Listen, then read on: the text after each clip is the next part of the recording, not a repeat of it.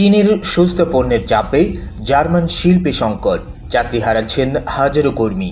চীনা শিল্প প্রতিষ্ঠানের ক্রমবর্ধমান প্রতিযোগিতার কারণে কঠিন চাপের মুখে পড়েছে জার্মানির রপ্তানি নির্ভর মাঝারি সারির শিল্প খাত। তুলনামূলকভাবে উচ্চমানের পণ্য অনেক কম দামে বিশ্ববাজারে সরবরাহ করায় জার্মান কোম্পানিগুলোর বাজার ধরে রাখা কঠিন হয়ে উঠেছে।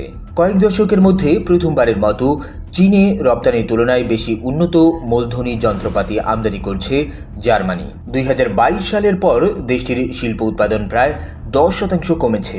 একই সঙ্গে প্রতি মাসে 10,000-এর বেশি কর্মী চাকরি হারাচ্ছেন এবং ব্যয় কমাতে অনেক প্রতিষ্ঠান তাদের উৎপাদন কার্যক্রম চীনে হস্তান্তর করছে। বিশ্লেষকদের মতে বেইজিংয়ের রাষ্ট্র সমর্থিত 10,000 লিটল জায়ান্টস কর্মসূচির আওতায় বিপুল ভর্তুকি পাওয়া চীনা কোম্পানিগুলো আন্তর্জাতিক বাজারে দ্রুত শক্তিশালী অবস্থান তৈরি করছে, যা জার্মানির ঐতিহ্যবাহী শিল্প খাতের জন্য বড় চ্যালেঞ্জ ছুড়ে দিয়েছে।